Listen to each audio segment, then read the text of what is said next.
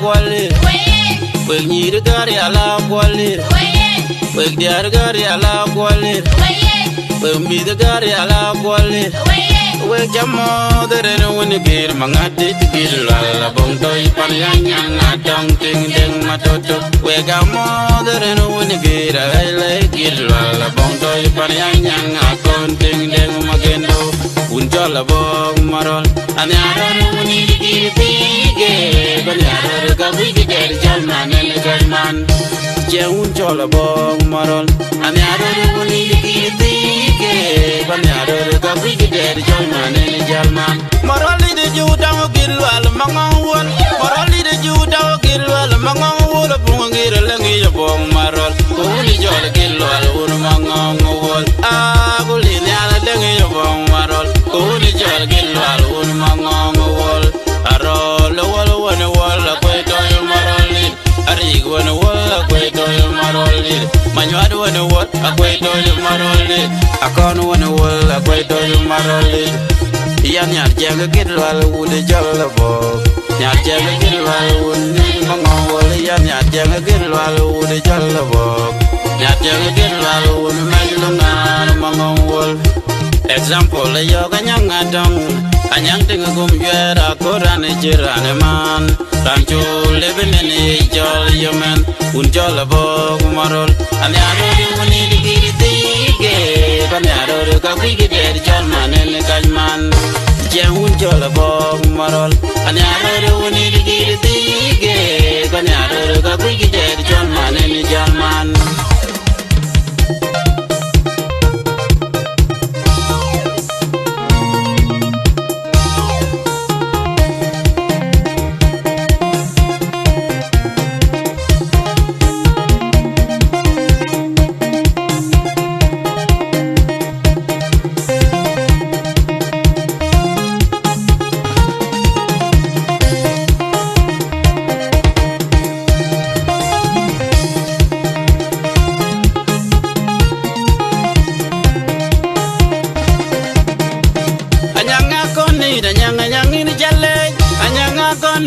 Anyang ini jalle anyang mana nyane bajer na leiran ben ding ding matoto na leiran anyang mana nyane bajer na leiran ben ding gumjara kodi na leiran ben unjol bong marol anyaro woni girtige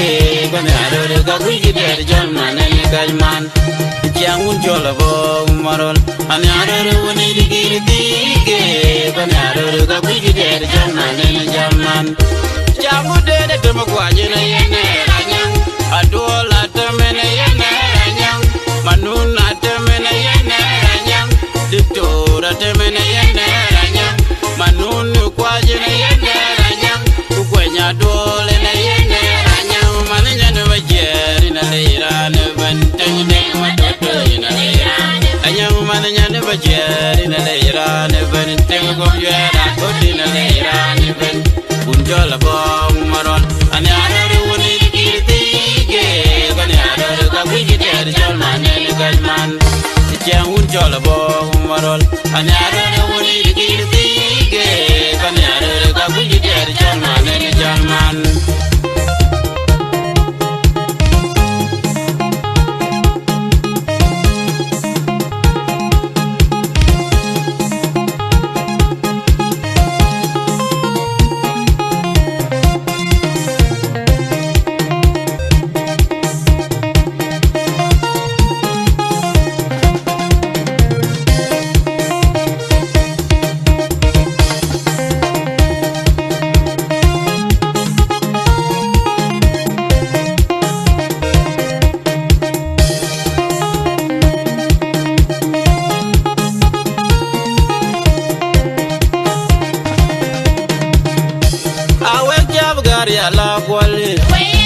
Wek nyir gari ala kwali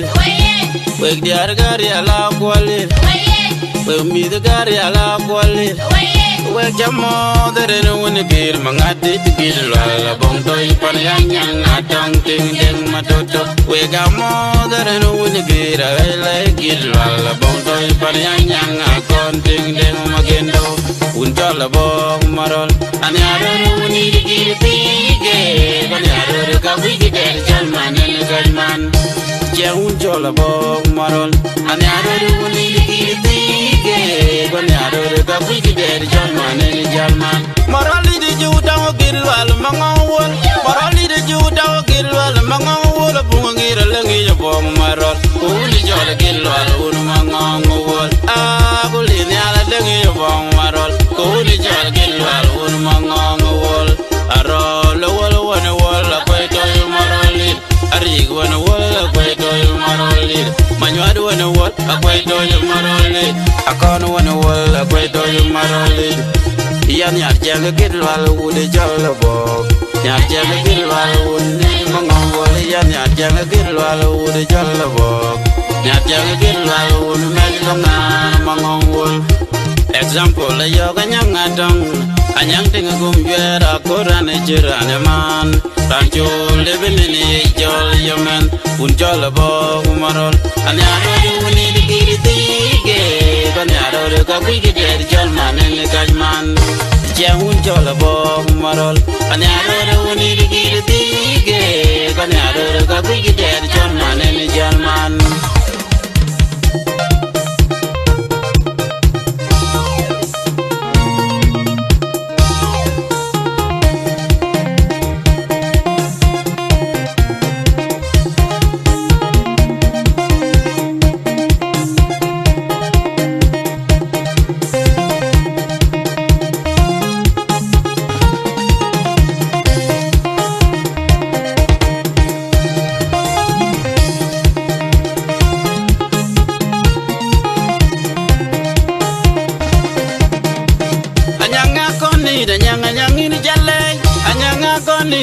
anyang ni jalle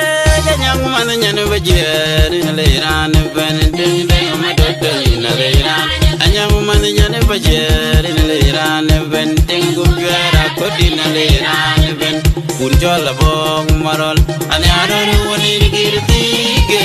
ban aro ga kuigi der janna ne kajman jang unjola bong marol anyaro woni girtige ban aro ga kuigi der janna ne jalman